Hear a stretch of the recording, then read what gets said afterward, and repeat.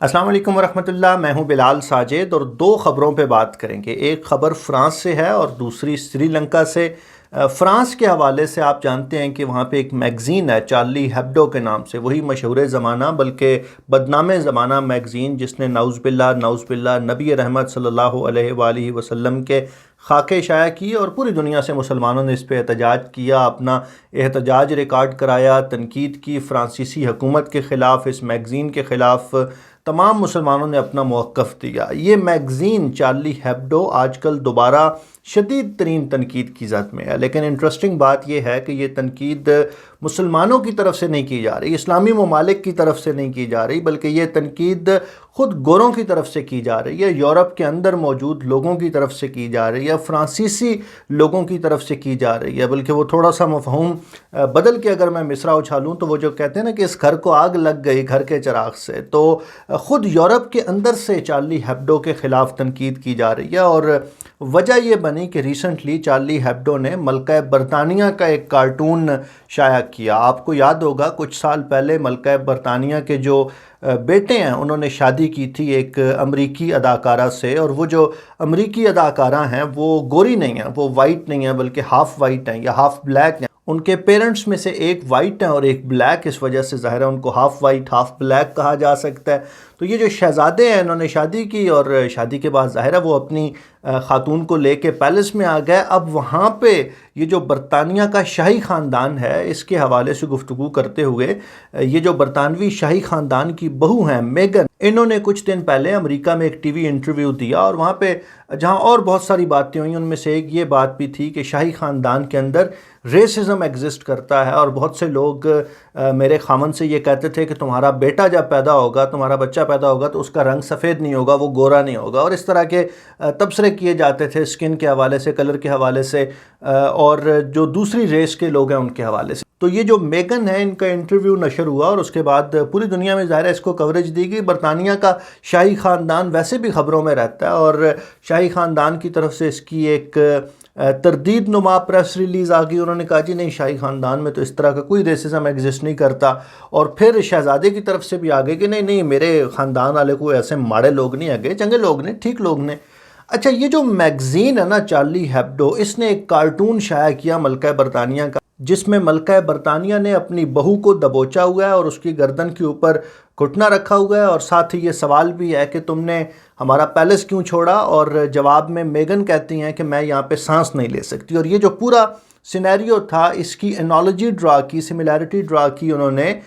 وہ جو امریکہ میں بلیک لائفز میٹر والی موومنٹ تھی نا اس کے سٹارٹنگ پوائنٹ کے ساتھ۔ آپ کو یاد ہوگا کہ پچھلے سال امریکہ کے اندر بلیک لائفز میٹر کے نام سے ایک پوری موومنٹ شروع ہو گئی تھی، اور اس موومنٹ کا جو نقطہ آغاز تھا وہ پولیس کی طرف سے کی جانے والی ایک کارروائی تھی، جہاں پہ ایک گورے پولیس آفیسر نے ایک کالے کو پکڑا، اس کو گرایا اور اس کی گردن کے اوپر اپنا گھٹنا رکھا، اور 12 یا 14 منٹ تک اس نے اس کو دبائے رکھا۔ اور وہ جو کالا تھا جارج فلائیڈ کے نام سے، اس نے بارہا یہ گزارش کی کہ یار میرا تے ساہ نہیں آ رہا، مینوں ساہ لین چ بڑی تکلیف ہو رہی ہے، تو خدا دا واسطے مینوں چھڈ دے۔ لیکن اس گورے پولیس آفیسر نے نہیں چھوڑا، اور انفارچونیٹلی اس کی ڈیتھ ہو گئی۔ اب اس ڈیتھ کی جو ویڈیو تھی وہ سوشل میڈیا پہ وائرل ہوئی، اور پورے امریکہ میں بلیک لائفز میٹر کے نام سے ایک پوری کمپین لانچ ہو گئی، بلکہ یہ جو ہیش ٹیگ تھا اس کو بہت سے لوگوں نے فالو کیا۔ آپ کو یاد ہوگا کہ آئی ایس پی آر نے جب کشمیر کے حوالے سے نظمیں ریلیز کی تھیں تو انہوں نے بھی ہیش ٹیگ یہ دیا تھا کہ کشمیریز لائفز میٹر۔ تو یہ جو ٹرینڈ تھا یہ بہت زیادہ فیمس ہوا، اور ریسزم کے حوالے سے بہت زیادہ ڈیبیٹ کی گئی۔ اب جب چارلی ہیبڈو نامی میگزین نے یہ کارٹون شائع کیا تو اس پہ 2-3 مختلف حوالوں سے تنقید کی گئی۔ ایک تنقید تو اس پہ برطانوی شاہی خاندان کی طرف سے کی گئی، اور انہوں نے اس بات کو بہت برا محسوس کیا کہ ان کی ملکہ کو اس انداز میں کارٹون کی فارم میں پریزنٹ کیا گیا، اور وہ جو امیج تھا وہ کوئی بہت زیادہ اچھا نہیں تھا۔ تو برطانوی شاہی خاندان نے اس کو اپنی ملکہ کی توہین کے مترادف قرار دیا، اگرچہ اس طرح کا ری ایکشن نہیں آیا جس طرح کا ہم ایکسپیکٹ کر رہے تھے، لیکن بہرحال برطانوی شاہی خاندان نے اور ملکہ سے محبت کرنے والوں نے اس پہ اپنی احتجاج ضرور ریکارڈ کرایا۔ دوسری جو ڈائریکشن تھی تنقید کی وہ ان آرگنائزیشنز کی طرف سے تھی جو ریسزم کے خلاف کام کرتی ہیں۔ وہ یہ کہتے ہیں ان کا موقف یہ ہے کہ چارلی ہیبڈو نامی میگزین جو اپنی طرف سے مزاح کریٹ کرنے کی کوشش کرتا ہے، کیا اس کو یہ بات سمجھ نہیں آتی، کیا اس کو اس سینسٹیوٹی کا اندازہ نہیں ہے کہ جس بات کا وہ مزاح کریٹ کر رہا ہے وہ ایک پوری ریس کے لیے، ایک پوری نسل کے لیے، ایک مخصوص گروپ کے لیے بہت سینسٹیو معاملہ ہے۔ یعنی یہ جو پورا ایشو تھا بلیک لائفز میٹر کا، یہ ہمارے کالے بھائیوں کے لیے بہت بڑا پرابلم تھا، بہت بڑا ایشو تھا، اور امریکہ کے اندر اس پہ بہت زیادہ ڈیبیٹ تھی۔ تو چارلی ہیبڈو پہ اس حوالے سے تنقید کی گئی کہ جب آپ مزاح کریٹ کرنے لگتے ہیں تو کیا آپ کو تھوڑا سا بھی سینسٹیوٹی کا اور سوسائٹی کے جو سینسٹیو پارٹس ہیں ان کا آپ کو تھوڑا سا بھی اندازہ نہیں ہوتا؟ اور تیسری بات جو فرانس کے اندر سے بہت زیادہ لوگوں نے کہی، میں چونکہ اس کا ریاکشن فالو کر رہا تھا، وہ یہ تھا کہ اگر آپ کو، اور یہ چارلی ہیبڈو کو نصیحت کی گئی کہ اگر آپ کو بار بار یہ بتانا پڑ رہا ہے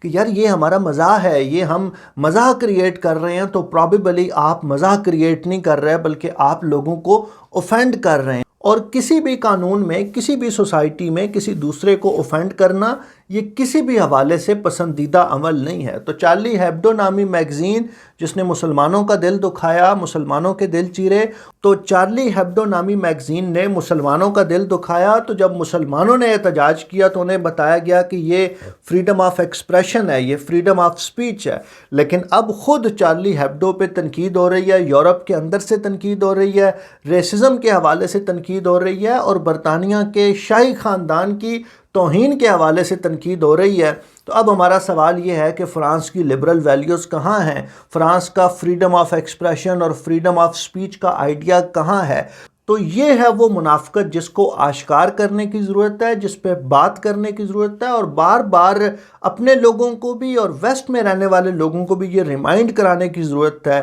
کہ حضور فریڈم آف ایکسپریشن اور فریڈم آف سپیچ کے نام پہ ہم کسی بھی حوالے سے اپنے رسول کی توہین کی اجازت نہیں دے سکتے۔ اور یہ جو مثال میں نے آج آپ کے سامنے رکھی، اس طرح کی مثالوں سے یورپ کی تاریخ بھری پڑی ہے۔ یہاں پہ قدم قدم پہ اس طرح کی مثالیں مل جائیں گی کہ فریڈم آف ایکسپریشن اور فریڈم آف سپیچ اور لبرل ویلیوز، یہ سارے آئیڈیاز مسلمانوں کے لیے تو ہیں لیکن اپنے لیے ایگزسٹ نہیں کرتے۔ دوسری خبر جو میں آپ کے ساتھ ڈسکس کرنا چاہتا ہوں وہ سری لنکا کے حوالے سے، اور سری لنکا میں ریسنٹلی ہمارے پرائم منسٹر نے وزٹ کیا اور اس کو بہت زیادہ سیلیبریٹ کیا گیا۔ ہمارے سوشل میڈیا پہ بیٹھے ہوئے پاک غفوروں نے ہمیں بار بار بتایا کہ یار ویکھو پرائم منسٹر صاحب نے سری لنکا کے اندر مقیم مسلمانوں کے مسائل کو کیسے خوبصورت انداز میں حل کیا، اور وہاں پہ کووڈ کی وجہ سے سری لنکن گورنمنٹ نے وہاں کے لوگوں سے کہا ہوا جو ڈیڈ باڈیز ہوں گی ان کو آپ نے دفنانا نہیں ہے بلکہ ان کو جلانا ہے۔ کووڈ کی وجہ سے یہ میئر لی گئی جس پہ مسلمانوں نے تنقید کی، مسلمانوں نے اس پہ احتجاج کیا، اور پارشلی اس ڈیسیجن کو ریورٹ بیک کیا گیا تھا۔ اور ہمارے سوشل میڈیا پہ جو لوگ ہیں انہوں نے اس کو عمران خان کی کامیابی کہا تھا کہ ویکھو جی عمران خان سری لنکا گیا اور پورا مسئلہ سارٹ آؤٹ کر دیا۔ لیکن اب جو خبریں آ رہی ہیں سری لنکا سے وہ کئی گنا زیادہ تشویشناک ہیں، اور میں تو ہمیشہ یہ بات کہتا ہوں جتھے بھی یہ پیر پائے گا اتھے مسائل ودن گے۔ اور سری لنکا سے اب یہ خبریں آ رہی ہیں جی کہ وہاں پہ سری لنکن گورنمنٹ یہ قانون لا رہی ہے کہ مسلمان عورتوں کے لیے جو پردہ کرنا ہے اس پہ پابندی لگائی جائے، حجاب پہ، برقعے پہ پابندی لگائی جائے، اور کم و بیش 1000 اسلامی مدرسے، اسلامک ایجوکیشن سینٹرز ایسے ہیں جن کو کلوز کرنے کا منصوبہ ہے۔ اور یہ جو پورا ڈیسیجن ہے اس کا بیک گراؤنڈ یہ ہے کہ تقریباً سال پہلے سری لنکا کے اندر ایک چرچ میں اٹیک ہوا تھا جس میں 250 سے زائد لوگ اپنی جان سے گئے تھے، اور اس اٹیک کی جو رسپانسبلٹی تھی وہ ایک ٹیررسٹ آرگنائزیشن نے قبول کی تھی، اور پھر اس کو مسلمانوں کے ساتھ جوڑا گیا، اور اب وہاں پہ بسنے والے کم و بیش 20 لاکھ مسلمانوں پہ عرصہ حیات تنگ کیا جا رہا ہے۔ تو یہ جب میں اس پوری سچویشن کو دیکھتا ہوں، مجموعی طور پہ جب میں تمام چیزوں کو دیکھتا ہوں، تو وہ مولانا عبدالحالی صاحب کا ایک شعر تھا، کس کا تھا جی کہ اے خاصہ خاصان رسول وقت دعا ہے، امت پہ تیری یا کہ عجب وقت پڑا ہے۔ سچی بات یہ ہے کہ چاروں طرف سے ہمارے لیے مسائل ہی مسائل ہیں، اور بہت کم ایسا ہوتا ہے کہ کوئی خیر کی خبر کسی طرف سے آ جائے۔ یہ کچھ گزارشات تھیں آپ کے ساتھ شیئر کی، آپ لوگ اپنا فیڈ بیک ضرور دیجئے۔ اللہ رب العزت آپ کو آسانیاں عطا فرمائے اور خلق خدا میں آسانیاں بانٹنے کی توفیق عطا فرمائے۔ بہت شکریہ۔